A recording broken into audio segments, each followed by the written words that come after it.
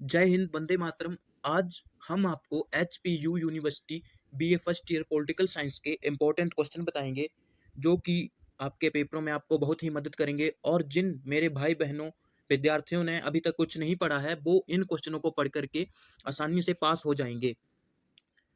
2 और 5 मार्क्स के मैं आपको इम्पोर्टेंट क्वेश्चन बताऊंगा।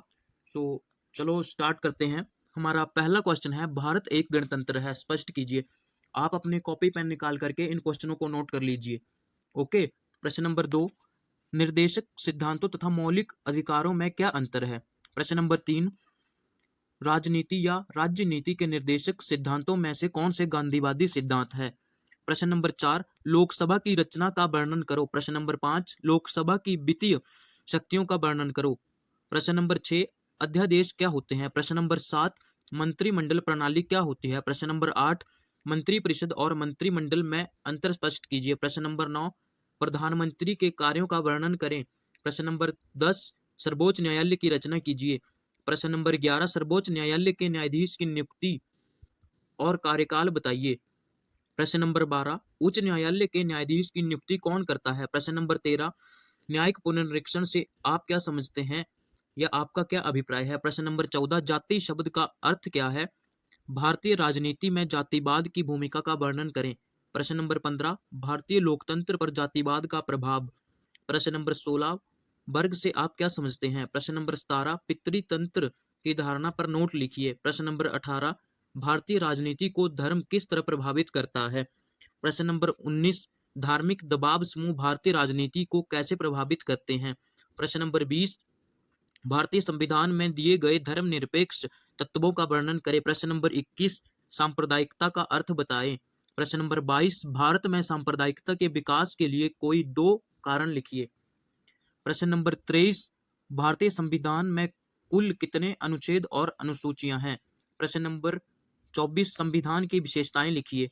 ये आपने इसके अकॉर्डिंग लिख लेनी है। यदि 2 नंबर का आए तो आपने 2 लिख देनी है, और यदि 5 नंबर का आए तो आपने 4 से 5 लिख सकते हैं, और यदि 10 नंबर का आए तो 9 से 10। प्रश्न नंबर 25, संवैधानिक उपचारों के सिद्धांत की व्याख्या कीजिए। प्रश्न नंबर 26, मौलिक अधिकार का क्या महत्व है? प्रश्न नंबर 27, भारतीय नागरिकों को कौन से मौलिक अधिकार प्राप्त हैं? प्रश्न नंबर 28, संविधान के अनुच्छेद 19 के अंतर्गत किन्हीं 2 स्वतंत्रताओं का वर्णन करो। प्रश्न नंबर 29, मौलिक अधिकार की व्याख्या कीजिए। जो मौलिक अधिकार हैं, ये मैंने इसलिए लिखा है ताकि इसमें स्वतंत्रता का अधिकार है, समानता का अधिकार है। आप ये जो सभी अधिकार हैं, आप इन्हें सभी को पढ़ लें और इनके अनुच्छेद भी याद कर लें कि कौन सा अधिकार कौन से अनुच्छेद के अंतर्गत दिया गया है। प्रश्न नंबर 30, भारतीय दलीय प्रणाली की विशेषताओं का उल्लेख कीजिए। प्रश्न नंबर 31, बहुदलीय प्रणाली की कोई दो मतलब 2 नंबर के लिए क्वेश्चन है तो आपने 2 लिखनी है, और यदि 5 के लिए आए तो 5 लिखनी है। 5 गुण लिखिए। सामाजिक आंदोलन, चिपको आंदोलन, किसान आंदोलन, ताड़ी आंदोलन, ये आपने सभी आंदोलन पढ़ लेने हैं। अभी इस बात का कोई पता नहीं है कि एग्जामिनर कौन सा आंदोलन आपको डाल दे। आपको ये सभी आंदोलन जो है 4 है, आपको 4-5 होंगे, शायद 1-2 और होंगे, आपने वो भी पढ़ लेने हैं। प्रश्न नंबर 33, सूचना के अधिकार पर नोट लिखिए। प्रश्न नंबर 34, नियोजन से क्या अभिप्राय है? आप सभी ने ये क्वेश्चन बहुत अच्छे ढंग से पढ़ने हैं। ऐसा नहीं कि आप जस्ट फॉर्मेलिटी बनाएं, और ऐसा है कि आपको पेपर में जब बैठना है ना, तो घबराना नहीं है। यदि आप वहाँ घबराओगे तो आपको जो प्रश्न आते होंगे वह भी भूल जाएंगे। ठीक है, आप इन क्वेश्चनों को ढंग से पढ़िए, आपका पेपर बहुत अच्छा होगा।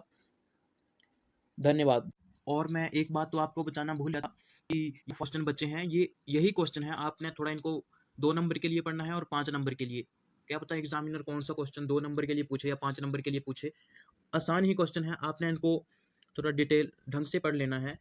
और ऐसा नहीं करना है कि ऐसा नहीं सोचना है कि ये क्वेश्चन टफ है। आप एक बार बुक खोल के देखिए, एक बार ढंग से पढ़िए, आपको कुछ ना कुछ तो याद होगा ही। ओके, धन्यवाद। आशा है कि आप इन क्वेश्चनों को ढंग से पढ़ेंगे और आप एग्जाम में अच्छे मार्क्स प्राप्त करेंगे। धन्यवाद।